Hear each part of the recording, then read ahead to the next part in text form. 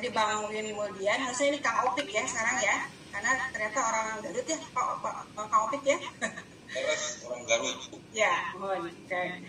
Oke, Bang Opik lahir di Garut pada tahun 1983, sekarang menjadi guru ya di SD Kabupaten Tasikmalaya. Kemudian Bang Opik ini menginisiasi ya sebuah komunitas ngeja namanya, itu sebuah komunitas yang merupakan sebagai ruang gerakan literasi di daerah Tasikmalaya ya.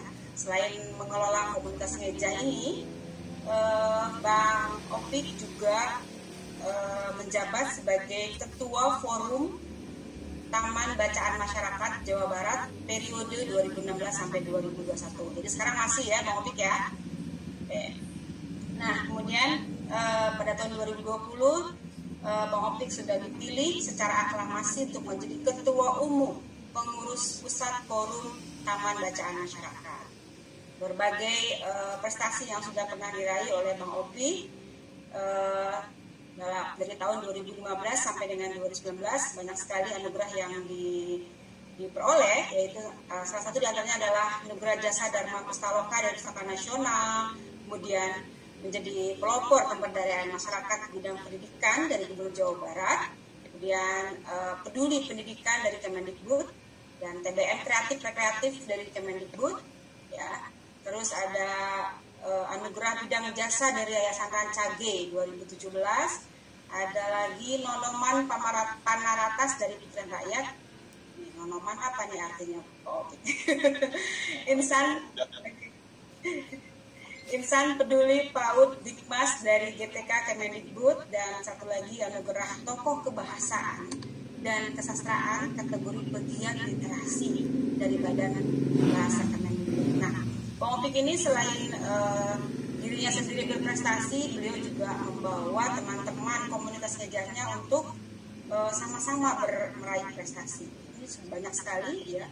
Di antaranya adalah Duta Baca Perpustakaan Provinsi Jawa Barat, juara 1 pengolah TBM tingkat nasional, juara 1 pemuda inspiratif Jawa Barat, kemudian juara 1 pengolah TBM tingkat provinsi Jawa Barat, juara 3 membaca naratif Badan Bahasa, kemudian juara film pendek fiksi Jawa Barat, dan juara harapan 1 menulis esai sejarah. Jadi selain anugerah yang diterima secara pribadi, juga Bang Opik telah membawa teman-teman komunitas ngejanya untuk menjadi berprestasi. Baik Bang Opik, waktu kami persilakan 15 sampai 20 menit. Kalau bisa 15 menit aja. Makasih. Silakan. Assalamualaikum warahmatullahi wabarakatuh. Waalaikumsalam. Semua yang saya hormati, teman-teman media, saya hormati Aswin dan narasumber lain. Sebelum saya tayangkan materi, kemarin saya sudah kirim video sebentar ya. Bisa diputar. Oke. Teman-teman tim silahkan.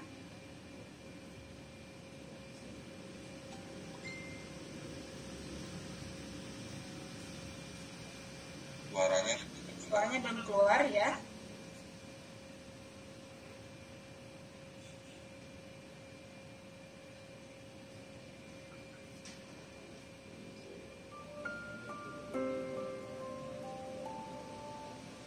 Aku melihat aku, seorang anak kecil pemalu di sebuah kampung terpencil.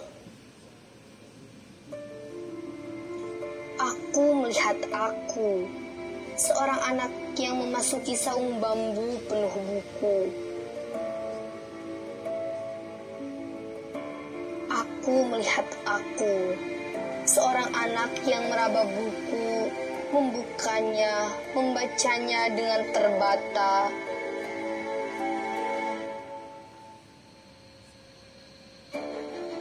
Aku melihat aku, seorang anak yang membuka pintu kata-kata, memasuki puisi, menikmati warna-warna pelangi di dalamnya.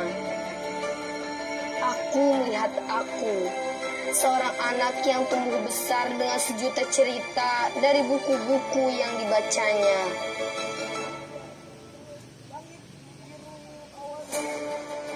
Aku melihat aku, seorang anak yang berjalan dari kampung ke kampung mengantarkan cerita untuk anak-anak seusianya.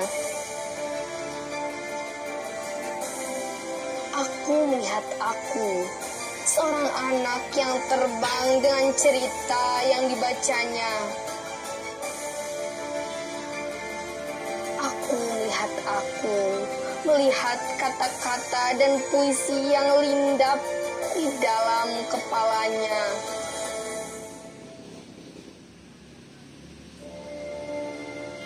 Aku melihat aku, seorang anak yang tumbuh besar selama 10 tahun lamanya bersama sebuah saung penuh buku, tempat komunitas ngejah meretas mimpi, membangun kampung halaman melalui jalan literasi.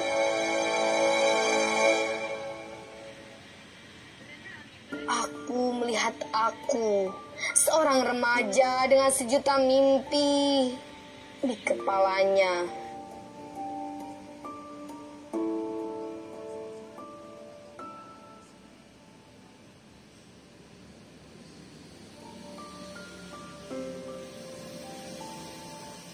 Aku melihat aku, seorang anak kecil pemalu di sebuah kampung.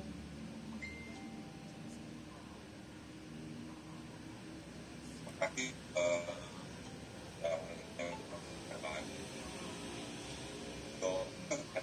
tentang komunitas ini merupakan salah satu yang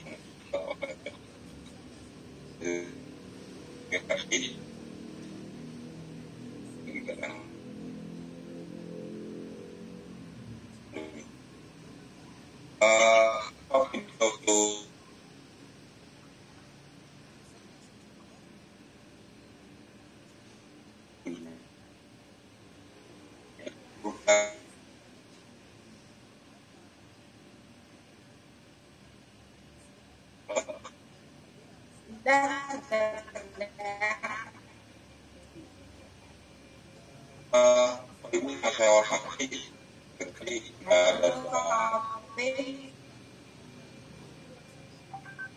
narasumber sebelumnya.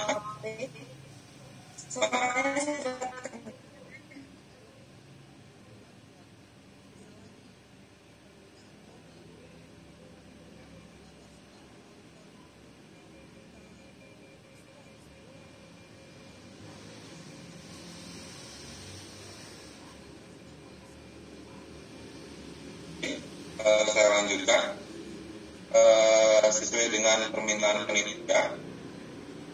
Ini saya akan coba menyampaikan tentang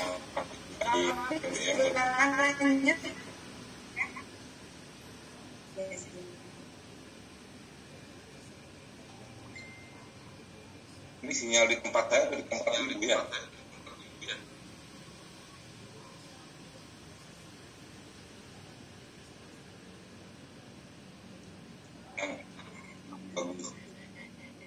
Ya Pak, ini rata-rata sedang bermasalah dengan sinyal, jadi silakan Optik lanjut. Materi pagi hari ini yang akan saya sampaikan yaitu tentang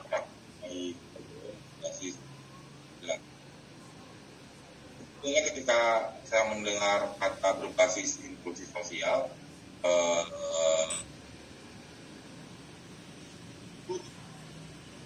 jadi di kegiatan kami sehari-hari memang basis inklusi kegiatan mulai anak-anak sampai orang dewasa. Kemudian kalau kita setuju dengan 3 ranah gerakan yang di tulisan mereka yang dibentuk, ada gerakan literasi masyarakat, sekolah, dan keluarga. Nah, TBM itu menyasar 3 ranah itu tidak hanya pada masyarakat, tapi benar-benar sudah berbasis inklusi sosial. Saya akan mengulas mengenai pengertian taman bacaan masyarakat. Ini definisi bebas yang saya buat. TBM itu ruang gerakan yang diinisiasi oleh dan untuk masyarakat dengan tujuan untuk meningkatkan budaya baca dan percakapan literasi lainnya. Seperti yang sudah disinggung oleh Mas Win, TBM ini itu benar-benar murni gerakan karena diinisiasi oleh masyarakat, dan sejauh ini tidak ada dana operasional yang digelontorkan oleh pemerintah untuk kegiatan TBM. Walaupun beberapa bantuan broadband itu persentasenya sangat sedikit jika dibandingkan TBM hari ini.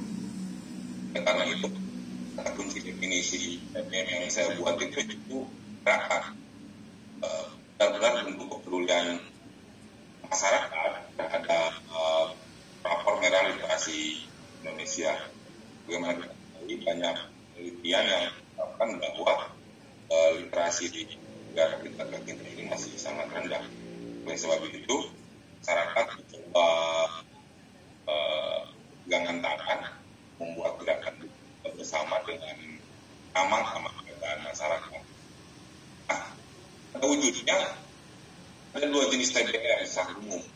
Yang kita mau kelompokkan pertama, TBM di bawah satuan pendidikan non formal, ini TBM PKBM dan TBM SKB.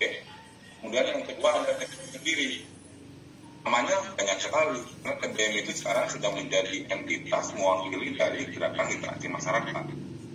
Ada komunitas literasi, ada rumah baca, ada pojok baca, sudut baca, rumah literasi, ruang belajar, sudut baca, ruang literasi, ruang belajar, dan lain sebagainya. Jadi, TBM tidak harus selalu namanya diawali dengan kata TBM. Ada teman-teman yang menamai dirinya dengan komunitas. Misalnya di tempat saya namanya komunitas meja. Di Malang ada ruang belajar Akil Malang. Di Purwokerto ada rumah kreatif Wadas Kelir. Kemudian di Bandung ada rumah baca Jatmika. Kemudian di Makassar ada rumah hijau Jenasa. Di Palu ada nemu buku. Jadi namanya tidak harus selalu TBM. TBM ini sudah menjadi kata besar, menjadi entitas mewakili dari gerakan literasi yang diinisiasi oleh masyarakat. Nah, pada awalnya ketika kita mau merujuk pada sejarah TBM itu seperti perpustakaan di sekolah, tapi ia berada di satuan pendidikan non formal, yaitu adanya di PKBM dan di SKB. Fungsinya untuk apa? Dulu fungsinya untuk pemberantasan buta huruf dan memelihara orang-orang yang buta huruf yang sudah bisa membaca itu kemudian terus dipelihara supaya dia tidak kembali menjadi buta huruf. Karena itu maka PKBM dan SKB ini dia memiliki TBM, dia membuat TBM. Nah, pada perkembangannya TBM ini bermunculan TBM mandiri. Sudah saya singgung tadi, komunitas literasi, rumah baca, sudut baca, rumah literasi, ruang belajar, dan lain sebagainya. Ini yang disebut TBM mandiri. Keduanya, TBM di bawah satuan pendidikan non formal ataupun TBM mandiri, keduanya sependek pengetahuan saya tidak memiliki dana operasional khusus dari pemerintah. Karena hanya bantuan blok grant itu biasanya dari Kemendikbud, dan jumlah per tahunnya persentasenya masih sangat kecil ketika dibandingkan dengan jumlah TBM hari ini. Nah, jadi kemudian tadi ada pertanyaan kepada Andi mengenai izin operasional. Memang betul, perpustakaan itu termasuk dinas perpustakaan daerah di kabupaten itu tidak mengeluarkan izin operasional. Yang mengeluarkan izin operasional itu dinas pendidikan kabupaten kota ataupun dinas perizinan. Akan tetapi ada banyak TBM juga yang tidak membuat izin operasional. Dia hanya melakukan gerakan karena biasanya izin operasional itu untuk legalitas pengajuan permohonan bantuan untuk beberapa kawan pihak TBM yang hero terhadap itu dia berencana mengajukan bantuan dari pemerintah misal, maka dia lebih nyaman hanya membuat surat domisili dari desa misal oleh keterangan bahwa di desa desa tersebut ada TBM. Jadi sekali lagi saya tegaskan, TBM itu betul-betul dapat inisiasi oleh dan untuk masyarakat. Siapa saja pengelola TBM? Ini berbagai kalangan. Ada masyarakat biasa, ada akademisi, kemudian ada karyawan pabrik, ada tukang warung, ada ustadz, ada yang tidak lulus sekolah, ada juga yang sudah menjadi dokter. Jadi berbagai kalangan itu banyak yang kemudian memutuskan menjadi pengelola TBM. Apa mereka mau? Salah satunya rasa keterpanggilan, karena melihat bahwa literasi sampai saat ini masih literasi di Indonesia sampai saat ini masih terpuruk. Kemudian kembali ke slide sebelumnya, dua kata kunci selain gerakan itu, pertama bahwa gerakan ini diniatkan untuk meningkatkan budaya baca dan kecakapan literasi lainnya. Jadi ada budaya baca dan kecakapan literasi lainnya. Budaya baca ini bagian, kalau maksudnya tadi lebih memilih budaya baca ini hal yang beda dengan literasi. Kalau saya lihat bahwa budaya baca ini sebagai bagian dari kecakapan literasi lainnya.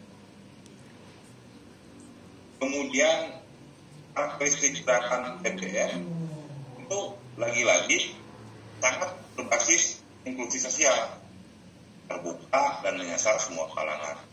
Apa buktinya terbuka? Tadi pengolahnya berawal berasal dari berbagai latar belakang. Kemudian banyak konsep yang benar-benar menjadi indikasi bahwa gerakan TBM itu terbuka. Kita di tempat di TBM yang saya kelola itu namanya Sedekah Ilmu. Jadi, semua kalangan boleh datang ke komunitas gereja untuk berbagi ilmunya, berbagi ilmu dan keterampilannya. Hal yang sama juga terjadi di TBM yang lain. Kemudian tadi karakteristik gerakan TBM yang kedua adalah menyasar semua kalangan. Walaupun ada juga TBM yang hanya fokus pada anak-anak misal. Dan juga TBM yang hanya fokus pada orang dewasa misal. Tapi secara umum TBM itu menyasar semua kalangan dari anak-anak sampai orang dewasa. Masyarakat, ajar, mahasiswa boleh berkumpul, boleh datang ke TBM, memanfaatkan TBM sebagai sarana belajar, sarana meminjam buku, sarana membaca, sarana diskusi, sarana berlatih, meningkatkan keterampilan dirinya.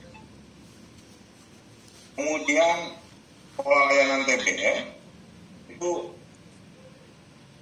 setidaknya ketika kita kelompokkan ada 3. Yang pertama layanan di tempat, yang kedua layanan bergerak, dan yang ketiga menggabungkan antara layanan di tempat dan bergerak. Kebanyakan sejauh ini masih antara layanan di tempat dan layanan di tempat dan bergerak, maksudnya yang itu presentasinya hampir sama. Ada juga yang hanya melakukan layanan bergerak, misal baca, itu salah satu bentuk layanan bergerak, atau ziarah pembaca, datang ke satu lokasi kemudian mengadakan kegiatan, itu saya sebut sebagai layanan bergerak. Di tempat saya di komunitas gereja itu namanya Gerakan Kampung Membaca. Setiap akhir pekan sebelum pandemi ini menyerang bumi kita tercinta, kita datang mengunjungi kampung-kampung, mengajak masyarakat membaca dari anak-anak sampai orang dewasa. Jadi kebanyakan kemudian yang mau bergabung itu anak-anak dan remaja. Nah, ada juga layanan di tempat. Apa itu layanan di tempat tadi? Pinjaman buku, membaca buku gratis, kemudian berbagai kegiatan lainnya. Ini akan saya share di slide selanjutnya. Kemudian jenis kegiatan TBM setidaknya ada 3 jenis kegiatan secara umum. Ada pemberantasan buta huruf dan pembudayaan kegemaran membaca melalui berbagai kegiatan. Kebetulan di Republik kita ini masih ada sekitar 4% masyarakat yang belum bisa membaca. Di beberapa daerah yang memiliki buta aksara yang sangat tinggi, kawan-kawan TBM itu masih melakukan gerakan pemberantasan buta huruf. di luar pengentasan buta huruf tentu saja sudah mulai mencoba berupaya bagaimana supaya daya baca masyarakat itu meningkat. Kemudian kegiatan TBM lainnya yaitu peningkatan kecakapan dalam literasi dasar serta turunannya.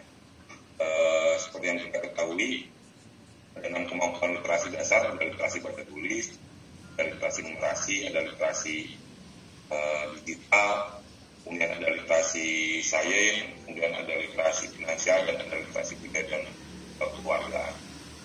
6 bidang literasi itu, 6 jenis literasi itu mencoba diramu oleh teman-teman pegiat TBM, kemudian digelar berbagai kegiatannya.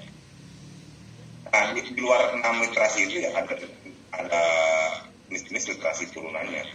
Misal literasi sains itu ada turunannya, ada literasi bencana. Beberapa kawan kita sudah mulai fokus ke sana. Misal di Palu itu ada nemu buku, ya terus berupaya memberikan edukasi tentang kesadaran literasi bencana. Kemudian di Makassar ada Rumah Hijau Denasa yang berfokus salah satunya selain pada layanan membaca adalah memberikan kesadaran kepada masyarakat tentang pentingnya merawat lingkungan. Di beberapa daerah lain pun hal yang sama terus digelorkan oleh teman-teman. Kemudian hal yang tidak kalah menariknya di TBM itu yaitu adanya kegiatan pemberdayaan masyarakat serta kegiatan sosial. Ini ciri-ciri inklusi sosial yang dimaksudkan oleh Perpustakaan Nasional. Setelah saya baca beberapa referensi, ya arahnya sebetulnya sudah tersedia di TBM ini. Hingga bagaimana menguatkan gerakan TBM yang hari ini sudah berjalan. Sinergitas dari berbagai kelompok tentu sangat dibutuhkan oleh TBM biar TBM ini tidak bergerak sendirian. Teman-teman TBM Aceh sampai Papua itu sudah semakin kuat ketika kita bisa bekerja sama baik itu dengan pemerintah ataupun dengan swasta. Hal yang tidak kalah penting yang ingin saya sampaikan tentang betapa TBM ini benar-benar berpikir terhadap konsep inklusi sosial adalah munculnya TBM yang dia di luar memberikan layanan membaca, peminjaman buku, dan kegiatan literasi kepada masyarakat umum, juga memiliki fokus pada kawan-kawan kita, kawan-kawan disabilitas. Misalnya di Jogja ada TBM helikopter. Itu ya selain melayani masyarakat umum, memiliki fokus sendiri terhadap teman-teman disabilitas. Kemudian di Sulawesi Utara, di Kota Belitung, kemarin sebelum tahun baru, bukan saya berkunjung ke sana, ada juga TBM namanya TBM Teman Luar Biasa. TBM ini malah pada awalnya benar-benar hanya fokus pada teman-teman tunawicara, tunarungu. Hari ini kemudian berkembang juga, mereka akan melakukan layanan terhadap masyarakat umum.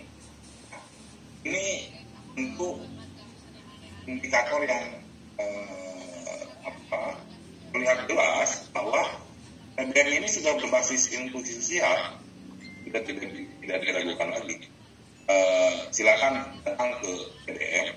Jadi TBM itu bukan tempat orang-orang yang hanya orang-orang yang butuh buku yang datang ke tempat itu kemudian membaca buku dengan senyap.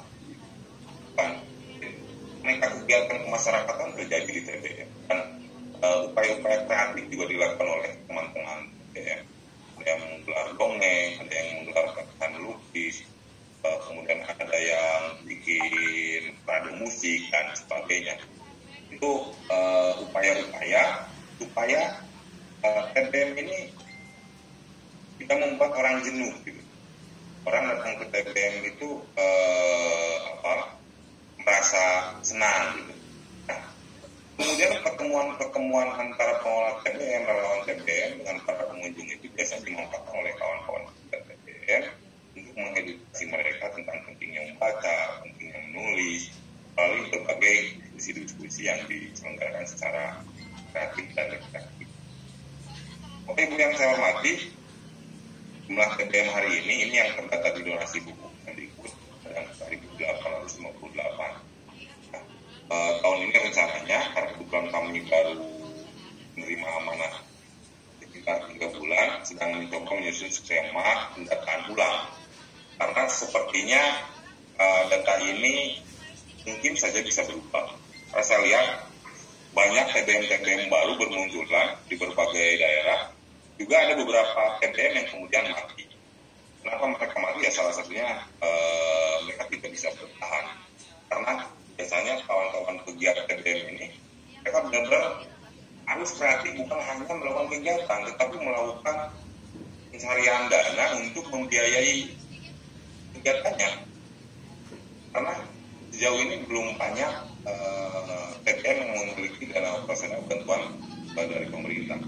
Tapi beberapa juga sudah terlihat, selain Kemendikbud, juga beberapa pemerintah daerah sudah mulai berpihak terhadap gerakan literasi yang dilakukan oleh TBM.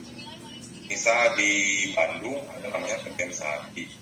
Nah, bangunannya itu dibantu oleh pemerintah desa. Sekitar 120 juta anggaran desa itu diberikan kepada TBM Sehati untuk memperbaiki bangunan. Di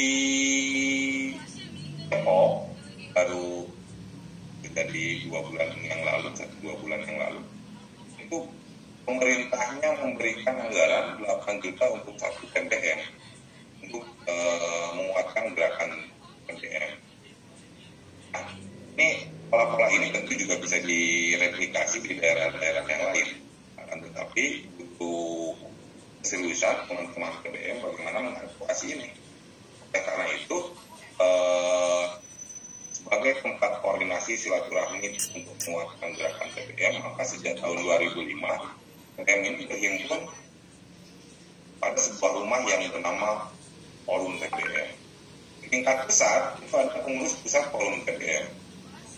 Di tingkat wilayah itu ada pengurus wilayah di tingkat provinsi maksudnya. Hari ini ada 32 pengurus wilayah. Ada 2 wilayah yang satu sebetulnya sudah ada kepengurusannya, tapi sudah habis masa baktinya dan tidak aktif. Yang satu lagi belum berhasil kami bentuk. Ada 32 PW dan 177 PD. PD ini pengurus di level kabupaten kota.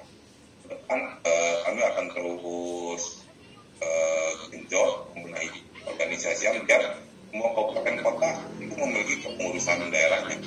Karena hal ini yang kemudian bisa menjadi antara atau jembatan advokasi kepada pemerintah ataupun pihak lainnya. Dengan adanya pengurus daerah, teman-teman ini biasanya melakukan audiensi dengan dengan DPRD, dengan wakil wali kota, atau dengan CSR yang kemudian mencari penguatan agar gerakan TBM yang hari ini sudah berjalan dan benar-benar murni atas inisiatif masyarakat itu bisa lebih. Selanjutnya saya akan menunjukkan beberapa dokumentasi kegiatan TBM. Berikut banyakkan foto-foto saya ambil dari kegiatan komunitas media TBM yang saya kelola. Kemarin tidak perlu meminta ke teman-teman, tapi ada beberapa juga foto dari teman-teman lain.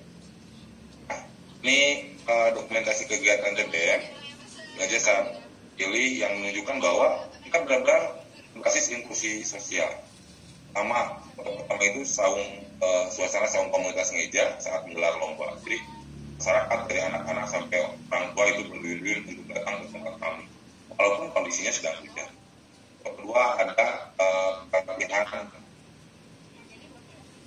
musik tradisi. Ini yang menjadi fasilitator pelatihannya kawan-kawan mahasiswa dari Tasik. Kemudian yang belajarnya anak-anak sekitar kampung kami. Kemudian foto ketiga itu ada pelatihan membuat kue. Jadi setelah berhasil membuat kue, si ibu-ibu ini berfoto bareng di halaman komunitas ngeja. Nah, jadi TBM ini bukan hanya membaca untuk pengetahuan, tapi membaca untuk keterampilan juga. Oleh karena itu, salah satu caranya adalah membuat keterampilan berdasarkan bahan bacaan yang mereka sampaikan. Dan keempat itu ada pengunjung, seorang ibu sedang menemani anaknya membaca.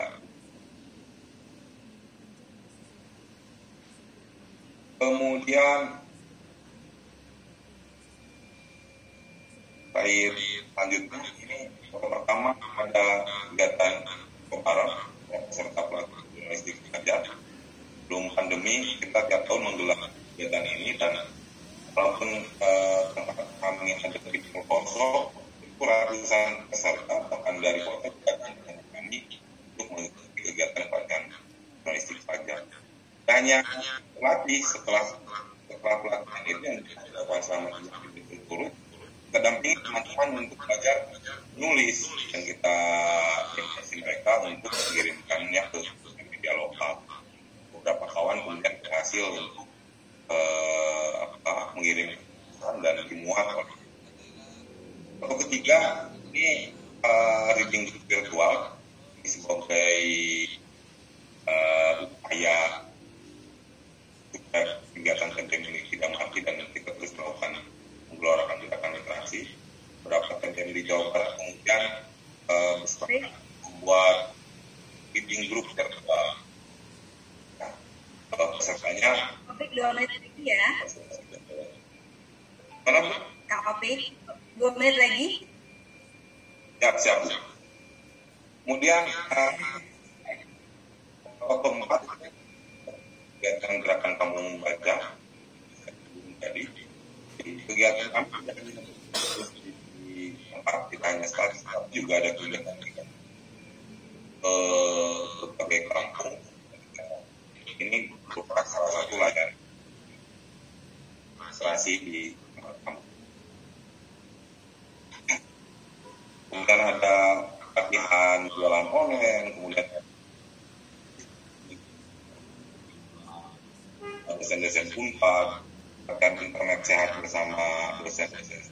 Jadi ini kalau tempat kayak ini baca ada 30 baca yang akan juga dilakukan PTM lain di komunitas ini. Nah, kemudian ini komunitas salah satu senior saya di Kiswan. Ini ada pelatihan memasak, kemudian kedua pelatihan menjahit, kemudian pelatihan, dan yang keempat pelatihan komputer. Dan ini kemudian para Bogor ini bisa melakukan operasi. Ini diskusi yang diberikan oleh kawan-kawan yang walaupun banyak bisa melawan itu, setidaknya sudah akan TBM yang mengaplikasikan konsep. Ini foto pertama akan membuat konsep di Jakarta. Kedua adalah kemudian pokok ketiga, di awal saya menjelaskan bahwa TBM itu kayak literasi, dan juga ada kegiatan-kegiatan sosial respon di sana yang hari ini terjadi di berbagai daerah itu melakukan galang dana